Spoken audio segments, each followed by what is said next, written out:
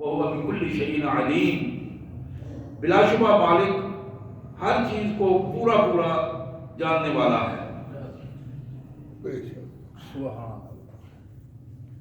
سورہ آل عمران 4 پارہ، اللہ تبارک و تعالیٰ فرماتے ہیں کل نفس ذائقۃ الموت وانما توفون اجورکم یوم القیامہ فمن زحزح عن النار وادخل الجنہ فقد فاز وما الحیاۃ الدنیا الا متاع الغرور لتبلغن فی اموالکم وانفسکم وَلَتَسْمَعُنَّ مِنَ الَّذِينَ أُوتُوا الْكِتَابَ مِنْ قَبْلِكُمْ وَمِنَ الَّذِينَ أَشْرَكُوا أَذًى كَثِيرًا وَإِن تَصْبِرُوا وَتَتَّقُوا فَإِنَّ ذَلِكَ مِنْ عَزْمِ الْأُمُورِ۔ آل عمران کی ان آیات میں اللہ فرماتے ہیں کل نفس ذائقۃ الموت، یہ موت جو ہر ایک کو آنی ہے، اس کا ذائقہ ہر فرد چکھے گا، اس کیفیت سے ہر ایک نے گزرنا ہے، اور موت کے بعد قیامت کے دن تم یہاں جو کچھ بھی کرتے رہے ہو اس کا پورا پورا بدلہ تمہیں دیا جائے گا، اور یہ بات طے شدہ ہے فمن زحزح عن النار وادخل الجنہ، جو بندہ آگ میں جھونکے جانے سے بچ گیا اور جنت میں داخل ہونے کا اسے حکم مل گیا، فقد فاز، یہ ہے بندہ جو کامیاب ہو گیا ہے۔ اصل کامیابی دوزخ سے بچ جانا اور جنت میں داخل ہو جانا، یہ وہ ہے کہ جو مکمل کامیابی ہے، اور اس کے بعد بندہ مطمئن ہو جائے گا۔ وَمَا الْحَيَاةُ الدُّنْيَا إِلَّا مَتَاعُ الْغُرُورِ، انسانوں سمجھ جاؤ کہ یہ دنیا کا سارا نظام آزمائش اور دھوکے کا سامان ہے، اس میں حقیقت کچھ نہیں ہے، ابدی کوئی چیز نہیں ہے، یہ ساری عارضی چیزیں ہیں اور دھوکہ ہے، اور یہ فریب ہے۔ اس دھوکے اور فریب کو آزمائش کے لیے تمہارے لیے بنایا گیا ہے۔ آزمائش کیا ہے؟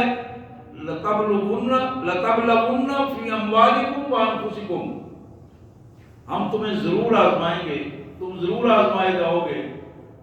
یہ آزمائش دو طرح سے ہے، ایک تمہاری اپنی ذات کی آزمائش ہے کہ تم کیا کرتے ہو، دوسری آزمائش یہ ہے کہ تمہارا رویہ اپنے مالوں کے ساتھ کیا ہے، مال کے کمانے میں تمہاری کیا پوزیشن ہے، اس کے خرچ کرنے میں تمہاری کیا پوزیشن ہے، تمہاری سوچ کیسی ہے، تمہاری فکر کیسی ہے، اور تمہارا عمل کیسا ہے، یہ ہے تمہاری آزمائش کی بنیادیں۔ وَلَتَسْمَعُنَّ مِنَ الَّذِينَ أُوتُوا الْكِتَابَ مِنْ قَبْلِكُمْ، یقیناً اپنے سے پہلے لوگوں کی کہانیاں تم نے سنی ہوں گی، یہ وہ لوگ تھے جنہیں ہم نے کتابیں دی، رہنمائی دی، رسول دیے۔ وَمِنَ الَّذِينَ أَشْرَكُوا أَذًى كَثِيرًا، اور ان اہل کتاب کو مشرکین نے بڑی بڑی تکلیفیں پہنچائیں۔ آج تمہارے لیے بھی رویہ وہی ہے، وَإِن تَصْبِرُوا وَتَتَّقُوا فَإِنَّ ذَلِكَ مِنْ عَزْمِ الْأُمُورِ، آج بھی اگر تم صبر و استقامت سے مظاہرہ کرو گے، آج بھی تم اگر اللہ کا تقوی اختیار کرو گے، تو یاد رکھو یہی وہ کام ہے جو عزیمت کے کام ہے، اور کامیابی انہی کاموں سے حاصل ہوتی ہے۔ حضرات، پچھلے جمعہ المبارک کو ہم نے موت کی اس حقیقت اور فلسفے کو سمجھنے کی کوشش کی تھی کہ یہ نظام جو موت اور حیات کا نظام ہے، یہ کیا نظام ہے، کائنات کے مالک نے کس انداز میں اس نظام کو ہمارے سامنے رکھا ہے۔ آج اس کی چند مثالیں میں آپ کے سامنے رکھوں گا جو قرآن مجید نے ہمارے سامنے رکھی ہیں، جو بڑی اہم چند مثالیں ہیں۔ تیسرے بارے میں ہم دیکھتے ہیں کہ اللہ تعالیٰ نے بغیر نام لیے اپنے ایک پیغمبر کا واقعہ ذکر کیا ہے۔ بغیر نام لیے اپنے ایک پاک پیغمبر کا واقعہ ذکر فرمایا ہے، اور اس کا بتایا کہ یہ بندہ ایک بستی سے گزر رہا تھا، اور بستی سے گزرتے ہوئے اس نے دیکھا کہ بستی گری پڑی ہے، اس میں کوئی زندگی نہیں ہے، لیکن آثار زندگی کے موجود تھے یہاں۔ ماضی اس کے ذہن میں آیا، حال کی پوزیشن یہ تھی کہ ساری زندگی، ساری بستی جو ہے وہ برباد ہوئی پڑی۔ او کلذی مر علی قریۃ وہی خاویۃ علی عروشہا، اس کے چھت اس کی بنیادوں پر گرے ہوئے تھے۔ اب وہاں وہ اللہ کا بندہ رک گیا، اللہ کے پیغمبر حضرت عزیر علیہ السلام رک گئے وہاں۔ انسان تھے، ایک مکمل انسان تھے اپنے دور کے، اس دور کے سارے انسانوں میں بہترین انسان تھے۔ رکے، پاکیزہ سوچ تھی، غور و فکر والی سوچ تھی۔ دیکھا، اب سوال کیا اپنے اللہ سے کہ حضور انا یحیی ہذہ اللہ بعد موتہا، میرے مالک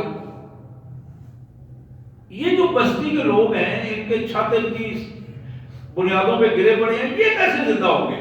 یہ تو بالکل گلیا بیٹھ ہو گئے، ختم ہو گئے، ان کی زندگی کی کیفیت کیا ہوگی؟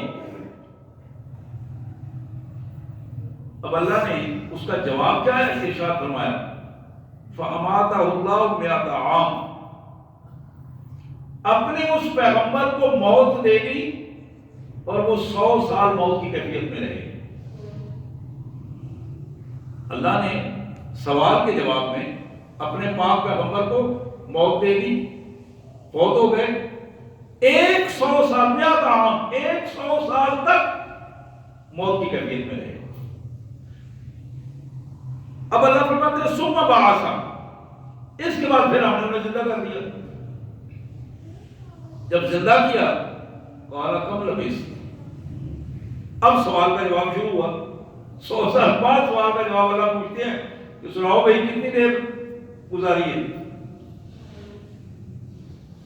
قال لبثت یوما او بعض یوم، وہ عرض کرنے لگے مالک مجھے تو یہی اندازہ ہے کہ کوئی ایک دن گزرا ہے یا کوئی ایک پیر گزرا ہوگا۔ قال بل لبثت 100 عام، اللہ نے فرمایا کہ تم 100 سال اس کیفیت میں رہے ہو، موت کی کیفیت میں، 100 سال موت کی کیفیت میں رہے ہو۔ فانظر الی طعامک و شرابک لم یتسنہ، تم ذرا چیک کرو اپنے کھانے کو، اپنے پانی کو، اس میں کوئی بو نہیں ہے، وہ کوئی باسی نہیں ہوا، کوئی اس میں کسی قسم کی خرابی نہیں آئی، نہ ذائقہ خراب ہوا ہے، نہ بو خراب ہوئی ہے۔ وانظر الی حمارک، اور اپنی سواری کو ذرا دیکھو جس پر تم آئے تھے۔ وَلِنَجْعَلَكَ آیَةً لِلنَّاسِ، عزیر تمہاری موت کے بعد ہم تمہیں لوگوں کے لیے نشانی بنا دیں گے۔ وَلِنَجْعَلَكَ آیَةً لِلنَّاسِ، ہم تمہیں لوگوں کے لیے نشانی کے طور پر بنا دیں گے۔ تمہارے جانے کے بعد قیامت تک دنیا تمہاری اس واقعے کو، تمہاری اس کیفیت کو پڑھے گی، سنے گی، اور موت کا فلسفہ انہیں سمجھ آئے گا کہ موت کیا چیز ہے اور زندگی کیا چیز ہے۔ اب اللہ نے تیسری بات فرمائی، وانظر الی العظام، یہ جو تمہاری سواری کی ہڈیاں ہیں ذرا ان کی طرف دیکھو، وہ صرف ہڈیاں نظر آ رہی، 100 سال بعد کیا نظر آنا ہے؟ ہڈیاں بھی پوسیدہ، ہڈیاں بھی، اور پھر پوسیدہ ہڈیاں بھری ہو گئی، ختم ہو گئی، لیکن نشانات ان کے موجود تھے۔ فرمایا دیکھو ذرا، کرنا تم نے کچھ نہیں، صرف دیکھنا ہے۔ کیا دیکھنا ہے؟ کیف ننشزها ثم نکسوها لحما. دیکھنا یہ ہے کہ یہ ہڈیاں جو بکھری پڑی ہیں، بربری ہو گئی ہیں، ہم ان کو طاقتور کیسے بناتے ہیں، ہڈیوں کو جوڑتے کیسے ہیں. پھر آپ نے بیٹھ کے دیکھتے رہنا ہے کہ ان کے اوپر گوشت کس طرح چڑھتا ہے، اور تمہاری وہ سواری اپنی اصل حالت میں پھر اس طرح کس طرح کھڑی ہو جاتی ہے تمہارے سامنے کہ تم اس پر سواری کرو. فلما تبین لہ، جب یہ سارے کام اللہ کے بندے اور پاک پیغمبر جناب عزیر علیہ السلام کے سامنے ایک ایک چیز واضح ہو گئی، قال اعلم ان اللہ علی کل شیء قدیر. یہ ہے اصل رزلٹ اور جملہ، اعلم ان اللہ علی کل شیء قدیر.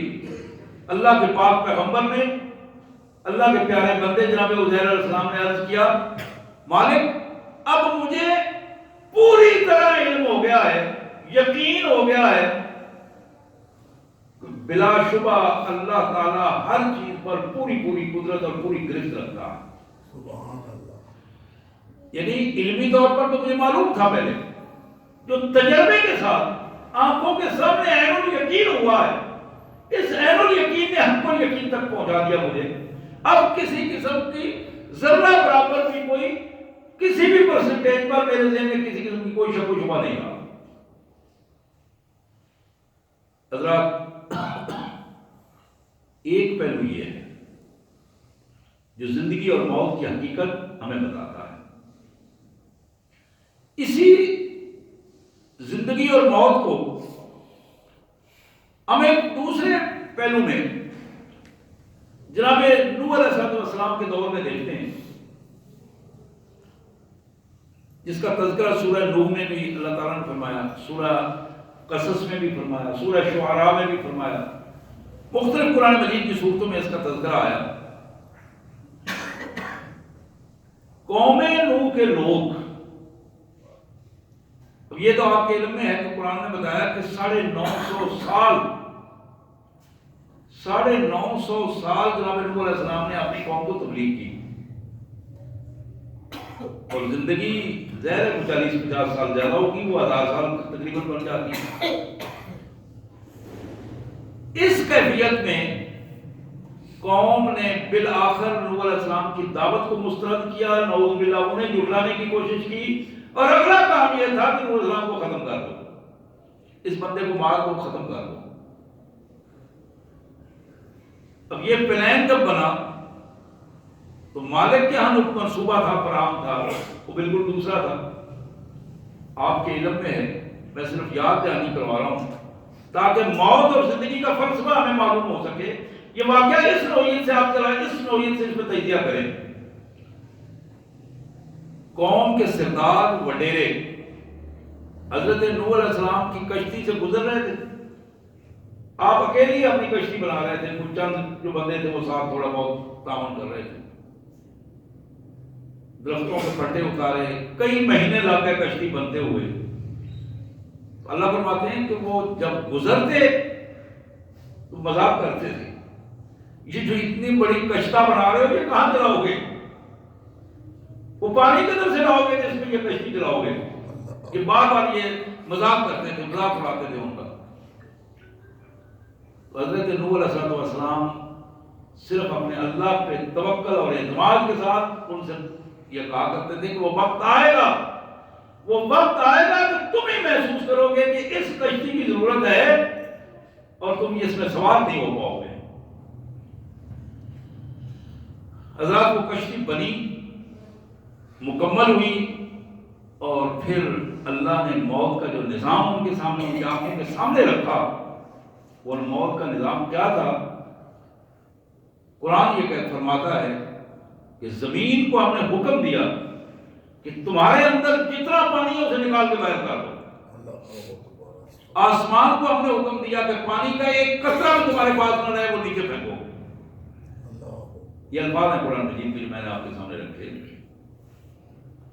اب اس پوری سرزمین پر پانی پانی نظر آنا شروع ہوا، اور وہاں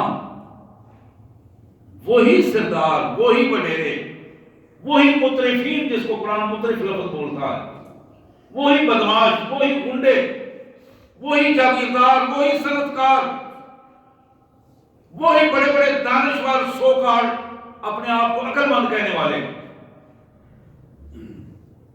قوموں میں ہوتے ہیں۔ آج بھی چینلوں پہ بیٹھے ہوئے یہ جھوٹے دانشور نہ جانے کہاں کی کہاں کلابیں ملا کے بکواس کر رہے ہوتے ہیں، جس سے حقیقت کا دور تک کا بھی تعلق نہیں ہوتا۔ قوموں کی بظاہر وہ رہنمائی کر رہے ہوتے ہیں، قوموں کو بگاڑنے کا سبب وہ بنتے ہیں۔ تو وہ سارے کے سارے لوگ پانی میں ڈبکیاں کھاتے ہوئے اللہ کے پیغمبر کو نظر آ رہے تھے، اور اللہ کا پیغمبر اللہ کا شکر ادا کر رہا تھا اپنے ان چند امتیوں کو لے کر جو کشتی میں بیٹھے تھے۔ اور پھر موت کا ایک اور مرحلہ قرآن جو ہمیں بتاتا ہے کہ پیغمبر علیہ السلام نے جب طوفان شروع ہوا، پانی شروع ہوا، ابلنا شروع ہوا، تو دور بیٹے کو کہا کہ بیٹا آ جاؤ کشتی میں سوار ہو جاؤ۔ بیٹا بھی دانشور تھا، سائنس پڑھا ہوا بیٹا تھا، سائنسی طریقے پر اسے عرض کی یا حضرت مجھے نہیں ضرورت آپ کی کشتی کی، میں پہاڑ میں چل جاؤں گا، یہ پانی جانی کوئی شے نہیں ہے، ٹھیک ہو جائے گا سارا سلسلہ، آپ جائیں، آپ کشتی سے اپنے آپ کو بچائیں۔ قوت استدلال استعمال کی اس نے۔ پیغمبر نے فرمایا بیٹا آج کوئی لا عاصم اليوم، آج کوئی شے نہیں بچے گی، بات مان جاؤ، باپ کی آ جاؤ۔ جب بچے نے بات نہیں مانی تو پھر اللہ سے درخواست کی۔ کیا درخواست کی؟ ان ابنی من اہلی، یا اللہ میرا بیٹا تو میرے اہل سے ہے، اور تیرا وعدہ ہے کہ تم میری اہل کو، میرے ساتھیوں کو، میرے تعلق والوں کو مارے گا نہیں، ان کو ذلیل نہیں کرے گا، میرا بیٹا میرے سامنے ذلیل ہو جائے گا آنکھوں پہ میں۔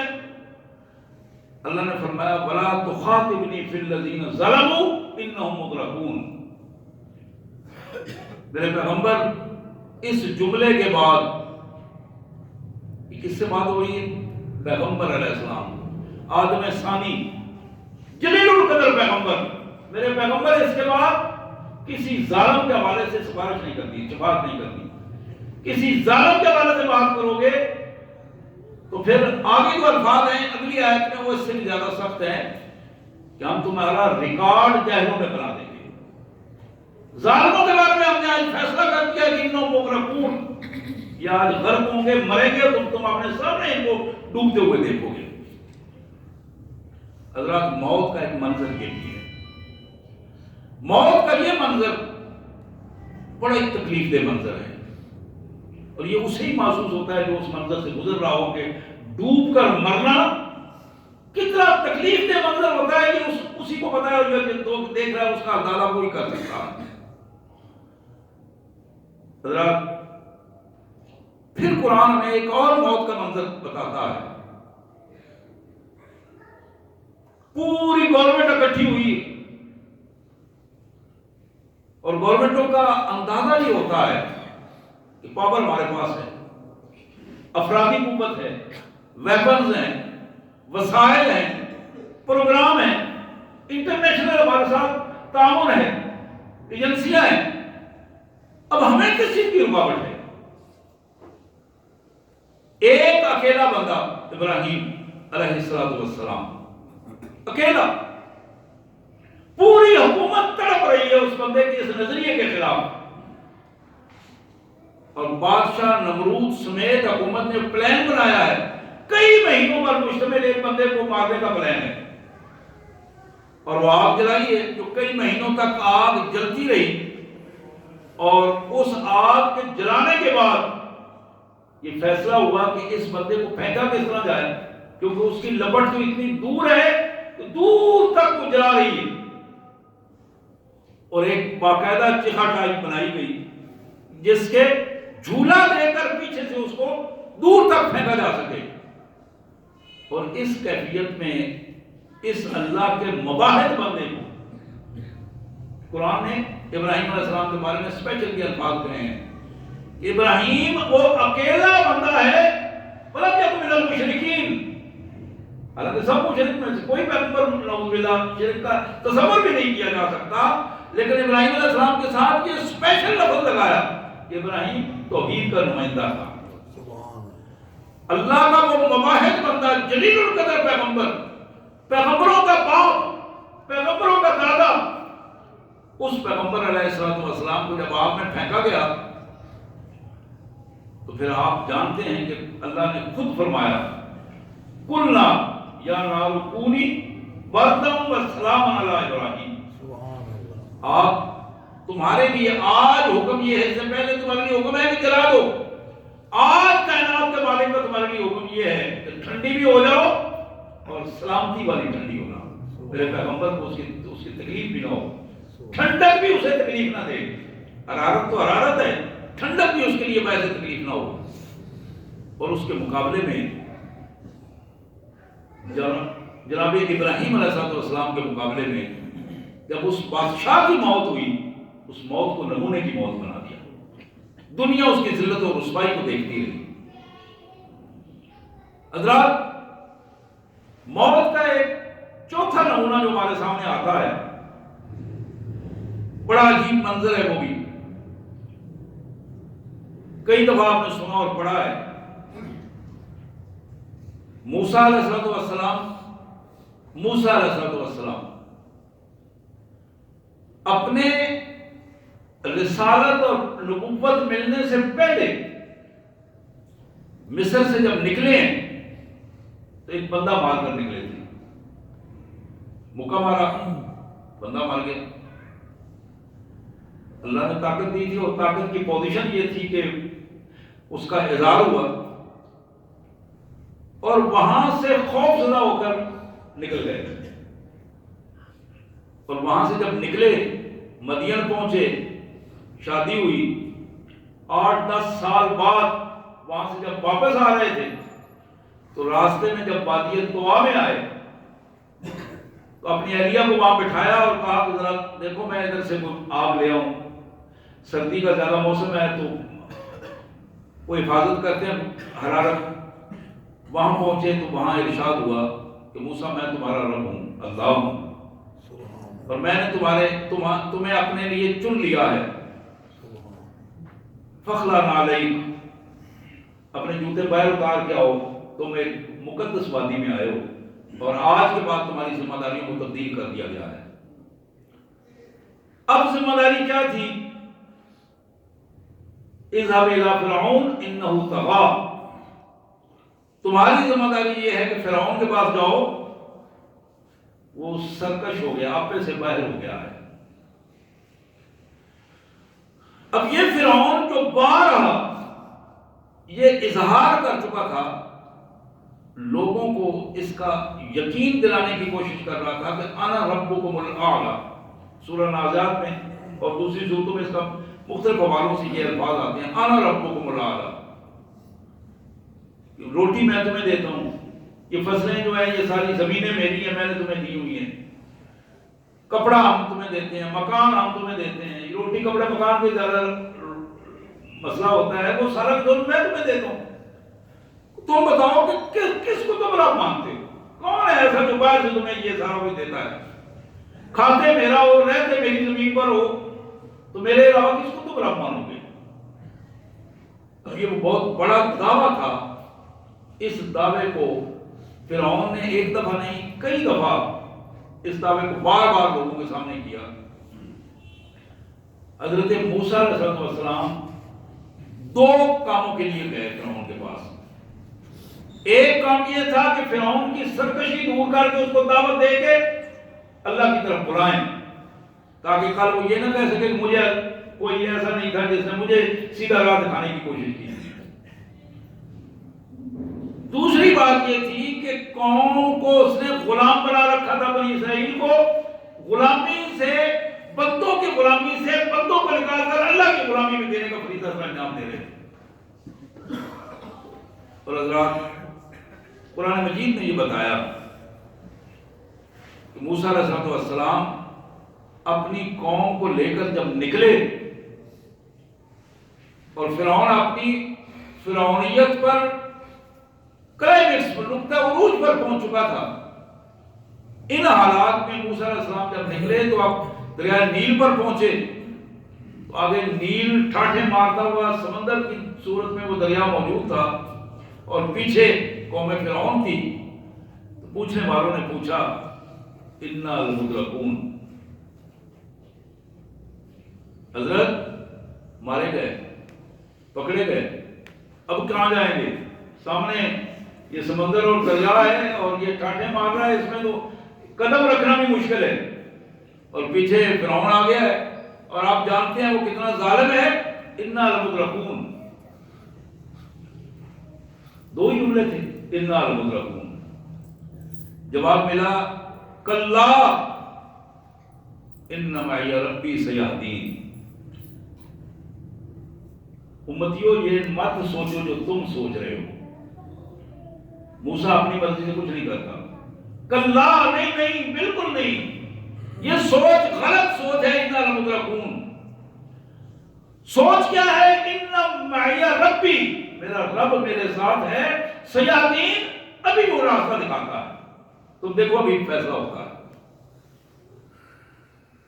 اب پھر زندگی اور موت کا جو فیصلہ ہوا،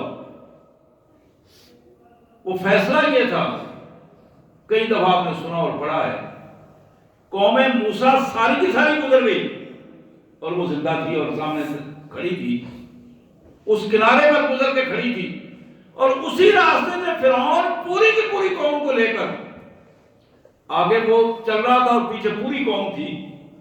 اس پوری کی پوری قوم کو پانی نے جب آپس میں ملا کر ڈبویا، تو پھر وہاں ڈوبتے ہوئے، ڈبکیاں کھاتے ہوئے فرعون نے یہ الفاظ کہے کہ آمنت برب موسیٰ و ہارون، میں موسیٰ اور ہارون کے رب پر اب ایمان لاتا ہوں.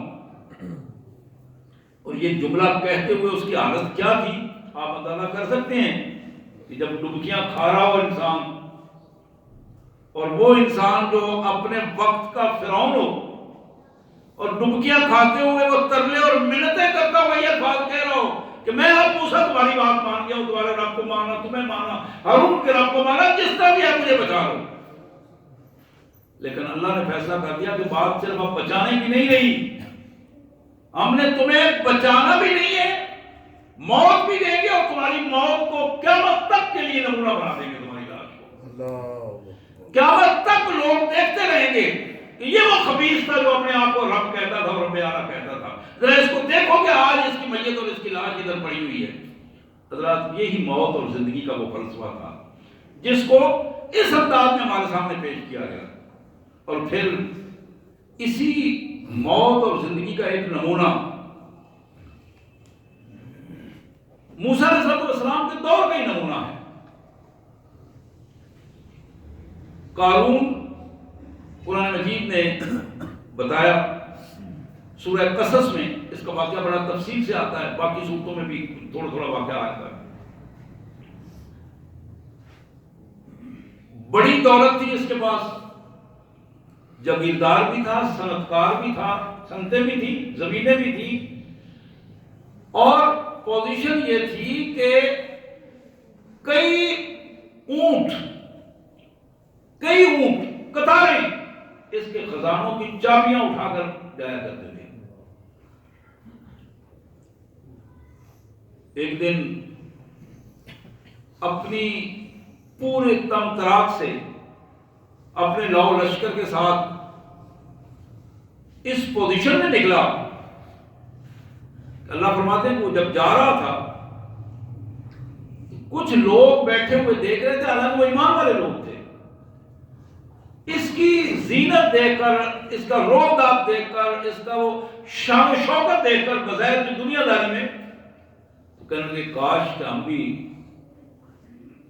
جس طرح آج کہتے ہیں کاش یہ چمکتی ہوئی گاڑی مجھے بھی مل جائے، یہ نیا ماڈل مجھے بھی میسر آ جائے، یہ جو نوکر چاکر ہیں جو مجھے سلام دوسرے کو سلام کرتے ہیں مجھے بھی چور صاحب کی طرح سلامیاں ملیں، میری بھی زمینیں ہوں جو میں چل پھر کر آگے پیچھے دیکھوں، لوگ میرے لیے بھی ہٹو بچوں کے نعرے لگائیں.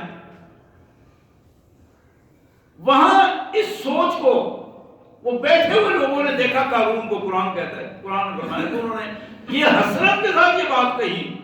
تو وہیں کچھ ایک دو اللہ والے بھی بیٹھے تھے، انہوں نے کہا خدا کا خوف کرو، اس کو دیکھ کر اس جیسا مانگ رہے ہو؟ بچ جاؤ، اللہ کی غضب سے بچ جاؤ، پتہ نہیں اس کے ساتھ کیا ہونے والا ہے، کل کیا ہوگا میں نہیں معلوم۔ اور پھر وہ لمحات کا کھیل تھا، کھیل لمحات کا تھا، کوئی لمبا چوڑا کھیل نہیں تھا۔ اس لمحات کے کھیل نے اسی قارون کو جب زمین میں اللہ کے حکم سے دھنسایا تو پھر اللہ فرماتے ہیں کہ ہم نے اس کا پورا خزانہ اس کے سر پر رکھا اور وہ زمین میں قیامت تک دھنستا ہی چلا جائے گا۔